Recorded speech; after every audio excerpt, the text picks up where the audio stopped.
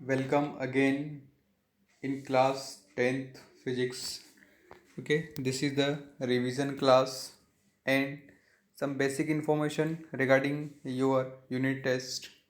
Okay, your physics paper contain 10 questions, 10 marks question.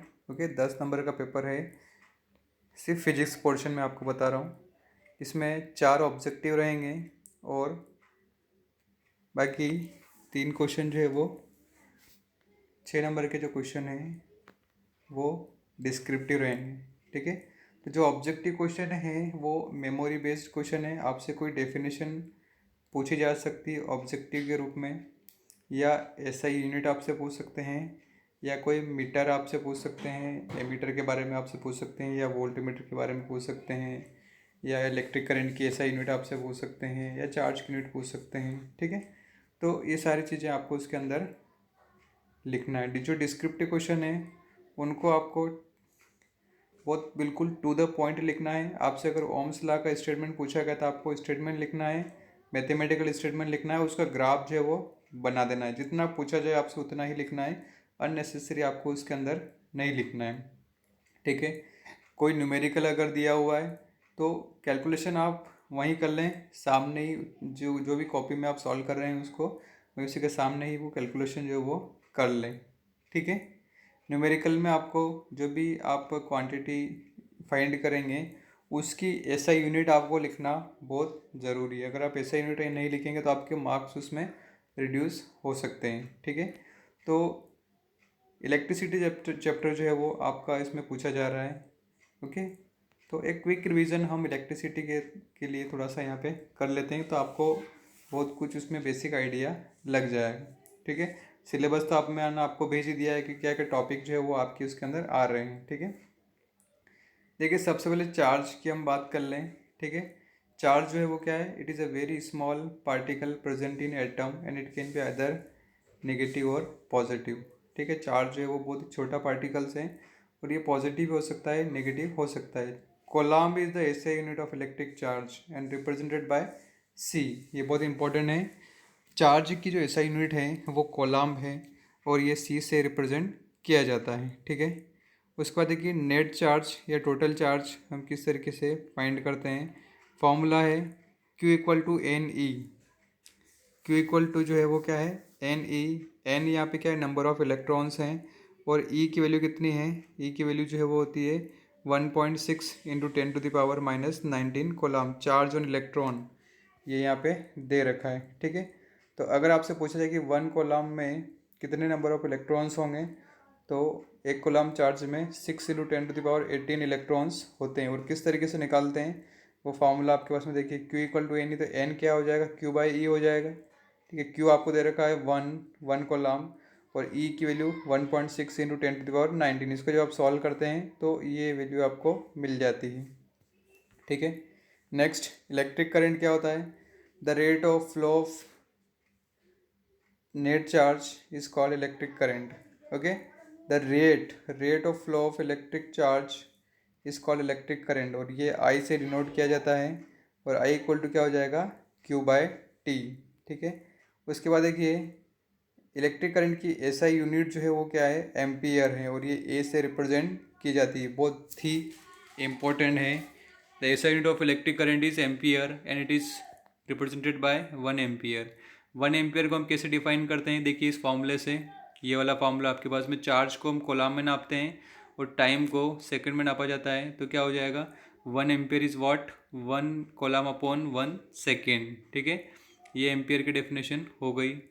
अब देखिए इन electric circuit the current flow in opposite direction of the flow of electron. ये मैंने आपको बताया था कि जिस डायरेक्शन में इलेक्ट्रॉन फ्लो होते हैं, मान लीजिए इलेक्ट्रॉन इस डायरेक्शन में फ्लो हो रहे हैं तो इसके अपोजिट में इलेक्ट्रिक करंट क्या होगा? फ्लो होगा. ठीक है. उसके बाद में it flow from positive terminal of battery to the negative terminal of the battery. जैसे मान लीजिए कि ये सर्किट है, इसमें आपने यहाँ पर ये बैटरी लगा रखी है. ठीक है. यहाँ पर कोई भी एक रेजिस्टेंस है इस तरीके से. तो ये बैटरी का पॉजिटिव टर्मिनल, ये नेगेटिव, तो करंट इस डायरेक्शन में फ्लो होगा पॉजिटिव से नेगेटिव, पॉजिटिव से negative. This is the conventional direction of electric current. ठीक है, अगर मिली एम्पियर लिखते हैं हम करंट की बहुत स्मॉल क्वांटिटी है तो उसका मतलब था 10⁻³ एम्पियर। माइक्रो अगर लिखा है तो 10⁻6 एम्पियर। ठीक है, ये मिली एम्पियर और माइक्रो एम्पियर के बारे में। अब एमीटर क्या होता है? Ammeter it is a instrument use to measure the electric current in the circuit. ये बहुत इंपॉर्टेंट है। एमीटर जो होता है वो इलेक्ट्रिक करंट को नापने के लिए यूज़ किया जाता है। And it is always connected in series, और ये हमेशा सीरीज में कनेक्टेड होता है सर्किट के। बहुत ही इंपॉर्टेंट पॉइंट है, it is always connected in series in a circuit. Parallel में नहीं होता है, ध्यान रखिएगा आप लोग बिल्कुल। It is always connected in series. और ये उसका सिंबल हो गया A+-। ठीक है, it is represented by the symbol in circuit. It has low resistance, और इसका रेजिस्टेंस क्या होता है? बहुत ही लो होता है। अब इलेक्ट्रिक सर्किट क्या होता है? It is a closed path along which an electric current flow. Electric current क्या होता है? एक क्लोज सर्किट पाथ है जिसमें इलेक्ट्रिक करंट क्या होता है? फ्लो होता है। ये सर्किट का डायग्राम है, देखिए ये बैटरी लगी हुई है जिसमें थ्री सेल्स हैं, plus minus. This is the positive terminal, this is the negative terminal. ये की लगी हुई, क्लोज्ड की है। ठीक है, ये एमीटर का सिंबल हो गया। ये कोई बल्ब यहाँ पे लगा हुआ है। ठीक है, जब आप इस की को प्रेस करते हैं तो इस बैटरी से करंट क्या होता है? फ्लो होता है। वो करंट की डायरेक्शन क्या हो जाएगी? ये डायरेक्शन हो जाएगी, देखिए आप, ये डायरेक्शन। ठीक है, ठीक है, तो ये सर्किट यहाँ पे दिया हुआ है। The electron can only flow when there is a difference of electric pressure. ठीक है, the electron can only flow when there is a difference of electric pressure. ठीक है, जब मान लीजिए किसी इलेक्ट्रॉन का फ्लो होगा जब इलेक्ट्रिक प्रेशर में क्या होगा? डिफरेंस होगा। इलेक्ट्रिक प्रेशर डिफरेंस का मतलब क्या है? कि वहाँ पर पोटेंशियल का डिफरेंस होगा, और उसके लिए हम दो टर्म डिफाइन करते हैं। जैसे मान लीजिए किसी ट्यूब में पानी भरा हुआ है तो वाटर जो है वो का किधर फ्लो होता है? हाई प्रेशर से लो प्रेशर की तरफ। तो उसी तरीके से इलेक्ट्रॉन जो फ्लो होते हैं वो किधर से किधर फ्लो होंगे?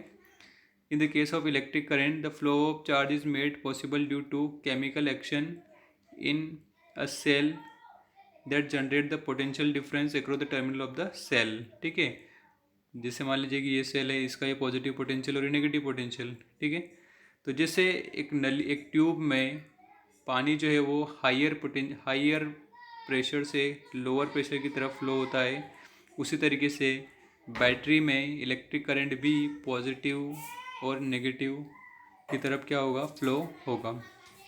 ठीक है, electric potential difference it is the work done in a carrying a unit positive charge from one point to the another point between the 2 points of the electric circuit। ठीक है, ये क्या हो जाएगा आपका? Electric potential difference.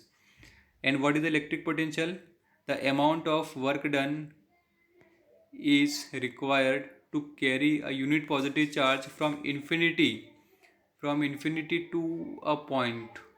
अगर infinity से किसी पर्टिकुलर पॉइंट पर एक चार्ज को लाने के लिए अगर हम वर्क डन लगाते हैं तो वो क्या होता है? वो होता है इलेक्ट्रिक पोटेंशियल। और अगर मान लीजिए कि एक पॉइंट से दूसरे पॉइंट पर किसी चार्ज को ले जाने के लिए जो वर्क डन होगा वो इलेक्ट्रिक पोटेंशियल डिफरेंस होगा। इसका फॉर्मूला देख लीजिए, V = W/Q।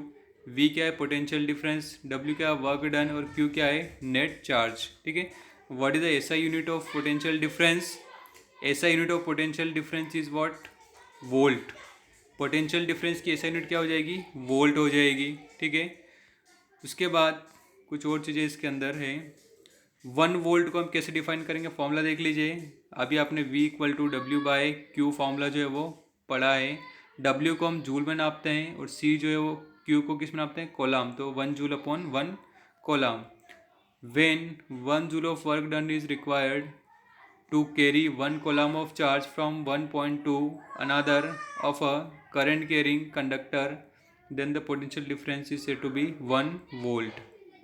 ठीक है, वोल्टमीटर जो है वो क्या है? It is an instrument use to measure the potential difference and represented by symbol in the electric circuit। It is always connected in parallel across the points between the term potential difference is to be measured। It is high resistance। आपको ध्यान रखना है, ammeter series में लगाया जाता है और volt meter हमेशा पैरेलल में लगाया जाता है। ठीक है, ये बिल्कुल याद रख लेना आप, ASVP। ठीक है, AS मीन्स अरुण शर्मा, किसी का नाम अगर हो तो अरुण शर्मा मतलब एमीटर सीरीज़ में, वीपी विष्णु प्रसाद जैसे मेरा नाम है, वी मतलब वोल्ट मीटर और पी मतलब पैरेलल में लगाया जाएगा, ध्यान रखेंगे बिल्कुल, ठीक है। एमीटर जो है वो करंट को नापता है ए आई, और वोल्ट मीटर किसको नापता है, पोटेंशियल डिफरेंस को या वोल्टेज को, ये भी आप बिल्कुल याद रखेंगे, ठीक है। कुछ सिम्बॉल्स यहाँ पे दे रखे हैं, देखिए सेल का सिंबल है, ये बैटरी का सिंबल है, ये की जब ओपन है, की जब क्लोज है उसका ये सिंबल हो गया, ठीक है। अगर कोई वायर जॉइंट है तो उसका ये सिंबल हो गया, ठीक है।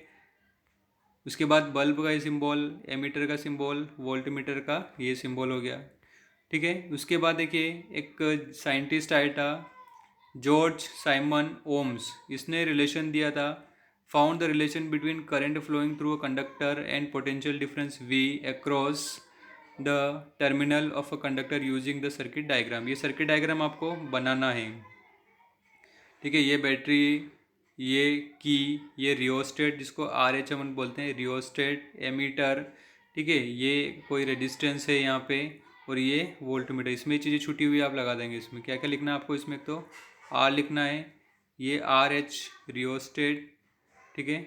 यहाँ पे ये क्या है, बैटरी, ये की, ऐसा लिखना है आपको, ये मीटर हो गया, और ये, ठीक है। तो ओम्स लॉ क्या बोलता है, ओम्स लॉ देखिए, ओम्स लॉ का स्टेटमेंट देखो आप लोग। He stated that current flowing through a conductor is directly proportional to the potential difference across its ends, provided the temperature remains constant. V is directly proportional to I and V equal to IR. जब हम proportional का sign हटाते हैं तो R आ जाता है। Ohm's law जो ये कहता है कि किसी कंडक्टर में जो करंट फ्लो होता है वो उसके पोटेंशियल डिफरेंस के डायरेक्टली प्रोपोर्शनल होता है, directly proportional to the potential difference across its end. Directly proportional का मतलब क्या है कि एक क्वांटिटी को बढ़ाएंगे तो दूसरी भी बढ़ेगी, एक को कम करेंगे तो दूसरी भी क्या होगी, कम होगी। तो जो वोल्टेज है वो करंट के डायरेक्टली प्रोपोर्शनल है, और जब हम प्रोपोर्शनल का साइन हटाते तो V equal to I R आ जाता है। यहाँ पर आर जो क्या है, रेजिस्टेंस है, आर क्या है, रेजिस्टेंस, ठीक है। और इसका ग्राफ इस तरीके से देखिए, आप लोग इसका ग्राफ देखें, ये ग्राफ इसका बहुत इंपॉर्टेंट ग्राफ है। ग्राफ स्टेटमेंट आपसे पूछा जाएगा, ग्राफ आपसे पूछा जाएगा, ठीक है, और सर्किट भी आपसे पूछा जा सकता है। तो ग्राफ देख लीजिए, एक्स एक्सिस पे आपको आई लेना है, वाई एक्सिस पे आपको वी लेना है, और स्ट्रेट लाइन इसका ग्राफ आता है। ग्राफ बिल्कुल आप याद रखेंगे, बिल्कुल 101% ग्राफ जो है वो पूछा जाता है। ये रेजिस्टेंस का सिंबल हो गया, और ये रियोस्टेट का सिंबल अभी मैंने आपको बताया। ओम्स लॉ का स्टेटमेंट आप लोग बिल्कुल रट लेंगे, ठीक है, बिल्कुल अच्छी तरीके से याद कर लेंगे, ठीक है। रेजिस्टेंस क्या होता है, it is a property of conductor that opposes the flow of current, it is represented by R and C, उसका सिंबल है, ठीक है। रेजिस्टेंस की ऐसा यूनिट क्या है, ओम है। व्हाट इज द ऐसा यूनिट ऑफ रेजिस्टेंस, ओम, ठीक है। रेजिस्टेंस क्या होता है, ये कंडक्टर के फ्लो को, करंट के फ्लो को अपोज करता है, ठीक है, और ये आर से रिप्रेजेंट किया जाता है। इसकी ऐसा यूनिट क्या है, ओम्स, ओके। तो देखिए 1 ओम को हम कैसे डिफाइन करते हैं, V equal to I R होता है, R इक्वल टू क्या हो जाएगा, V अपॉन आई। तो यहाँ से 1 ओम इक्वल टू क्या हो जाएगा, 1 वोल्ट अपॉन 1 एम्पियर, ठीक है। The resistance of a conductor is said to be 1 ohm when the potential difference across the conductor 1 volt and the current flowing through it is 1 ampere, ठीक है, ये हो गया। उसके बाद रियोस्टेट, रियोस्टेट मैंने अभी आपको बताया, ये वेरिएबल रेजिस्टेंस होता है जो करंट को कम ज़्यादा करने के लिए यूज़ होता है, ठीक है। अब कौन कौन से फैक्टर जो है वो डिपेंड कर, फैक्टर पर रेजिस्टेंस डिपेंड करता है। एक तो लेंथ पर डिपेंड करेगा, ठीक है, लेंथ पर डिपेंड करेगा। दूसरा एरिया ऑफ क्रॉस सेक्शन पर। तीसरा नेचर ऑफ द मटेरियल पर। तो रेजिस्टेंस जो है वो लेंथ के डायरेक्टली प्रोपोर्शनल है, एरिया के इन्वर्सली प्रोपोर्शनल है। तो अगर हम दोनों को कंबाइन करते हैं तो R is directly proportional to L by A. तो यहाँ से आपको मिल जाएगा R equal to rho L by A, ठीक है। रो यहाँ पे क्या है, this is the resistivity, rho क्या है, रेजिस्टिविटी, ठीक है, ओके। रेजिस्टिविटी को हम कैसे डिफाइन करेंगे, the resistance offered by a unit length and unit cross sectional area is called resistivity. और इसकी ऐसा यूनिट क्या होती है, ओम मीटर होती है, ठीक है। For material respective of length and area resistivity is constant. ये बहुत इंपॉर्टेंट चीज़ आपको ध्यान रखना है। रेजिस्टेंस 3 चीज़ों पर डिपेंड करता है, लेकिन रेजिस्टेंस सिर्फ और सिर्फ रेजिस्टिविटी सिर्फ और सिर्फ नेचर ऑफ मटेरियल और टेम्परेचर पर डिपेंड करेगी।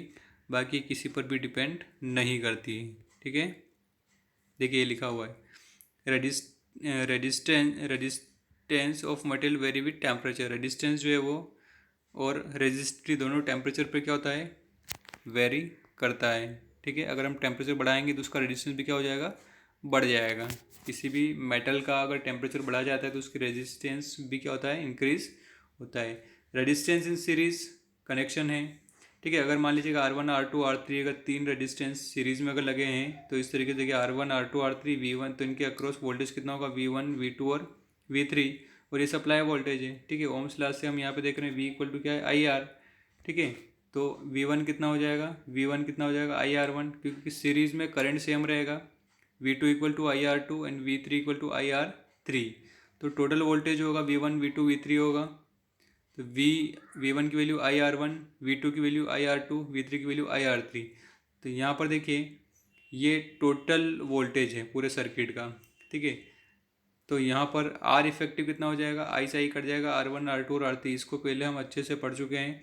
तो जब भी तीन रेजिस्टेंस सीरीज में तो हम उनको R1 plus R2 plus R3 करके फाइंड करते हैं।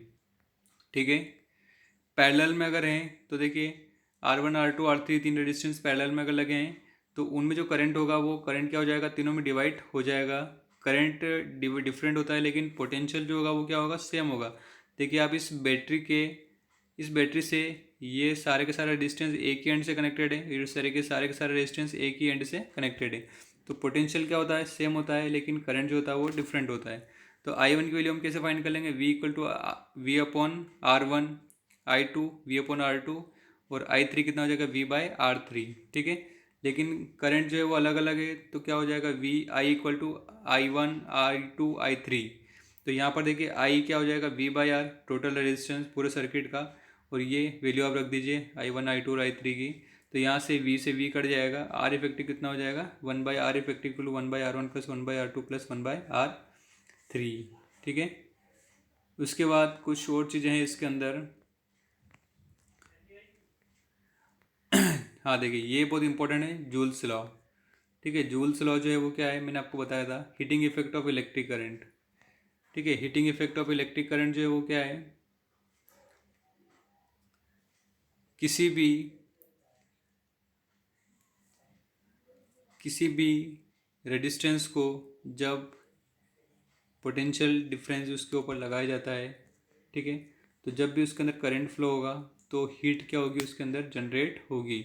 और हीट जब जनरेट होती है तो हीट का फॉर्मूला क्या होता है, वो ये फॉर्मूला होता है H=I²R×T। ठीक है, और ये फॉर्मूला हम कैसे डिराइव करते हैं, ये मैंने आपको बताया था, V=W/Q। ठीक है, तो W इक्वल टू क्या हो जाएगा, V×Q। ठीक है, पावर जो है वो क्या है, work done upon time. Power जो है वो क्या है, वर्क डन अपॉन टाइम का एक फॉर्मूला ये हो गया। ठीक है, W को आप क्या लिख सकते हैं, VQ लिख सकते हैं। ठीक है, तो ये फॉर्मूला हो गया, VI हो गया, यहाँ से H=P×T हो गया। ठीक है, ये तो रिवीजन के लिए मैंने आपको सिस्टमेटिक करवा रखा है कॉपी में, आप वो नोट्स बिल्कुल देख लेंगे। ठीक है, तो जब भी आपसे किसी सर्किट किसी क्वेश्चन में न्यूमेरिकल में हीट पूछी जाए कि उसके अंदर हीट कितनी जनरेट हो रही है, ठीक है, तो आपको करंट मान लो दिया हुआ है 5 एम्पियर दिया हुआ है, आर दिया हुआ है 5, और टाइम दिया हुआ है 1 आवर। 1 आवर आपको टाइम दिया हुआ है। ठीक है, तो आप उसके अंदर हीट कितनी जनरेट हो रही है वो निकाल सकते हैं फॉर्मूला लगा के। ये रहा फॉर्मूला आपके पास में, I²R×T। तो आप लिख देंगे 5 का स्क्वायर, आर कितना है फिर 5, और टाइम कितना है 1 आवर, मतलब 3600 सेकेंड्स। ठीक है, तो आप इसको सॉल्व करेंगे तो यहाँ से हीट कितनी जनरेट हो रही है वो आ जाएगा। ठीक है, उसके बाद में देखिए ये हीट लॉ जो आपका जूल्स लॉ है वो उसका स्टेटमेंट क्या है कि जो हीट जो है वो करंट के स्क्वायर के डायरेक्टली प्रोपोर्शनल है, रेजिस्टेंस के डायरेक्टली प्रोपोर्शनल है, और टाइम के डायरेक्टली प्रोपोर्शनल है कि उस सर्किट के अंदर कितने टाइम तक करंट जो है वो फ्लो हो रहा है। ठीक है, एप्लीकेशन कहाँ कहाँ पे इसका used in electric iron, toaster, oven, heater. ठीक है, जब हम इलेक्ट्रिक आयरन चलाते हैं तो उसके अंदर हीट जनरेट होती है, टोस्टर, ओवन, हीटर। ठीक है, also used in bulb to produce light. हमारे घर में जो पहले येलो लाइट वाले बल्ब जो आते थे वो हीटिंग इफेक्ट पर ही वर्क करते थे।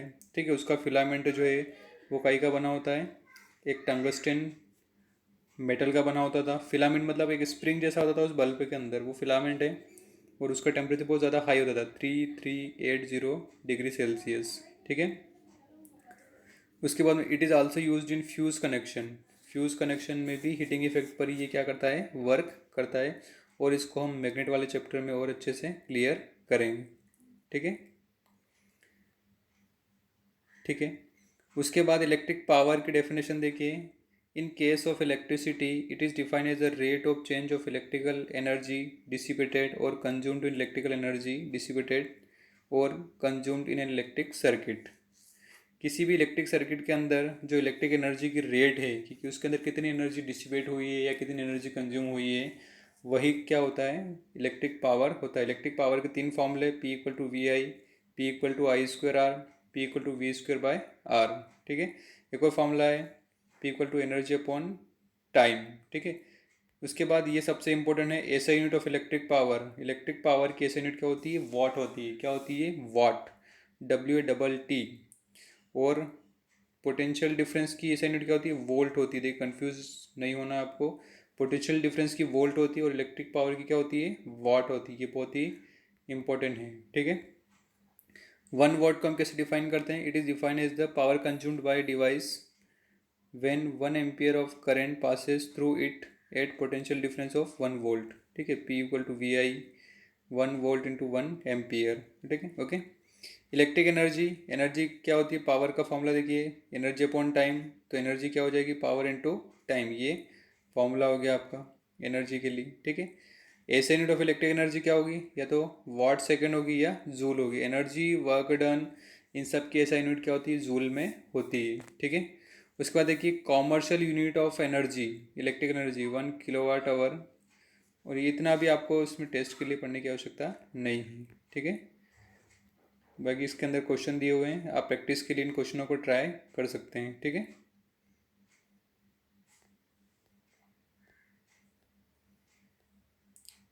ओके, इसके अंदर बहुत सारे क्वेश्चन दिए हुए हैं। तो मैंने आपको एक पूरा बेसिक आइडिया जो है वो इस चैप्टर के बारे में दे दिया है, ठीक है। क्या क्या इंपॉर्टेंट है इसके अंदर मैंने आपको बता दिया है, ठीक है। आप जो है वो आप प्रैक्टिस करिए, ठीक है। ये मटेरियल मैं आपको PDF में भेज दूँ।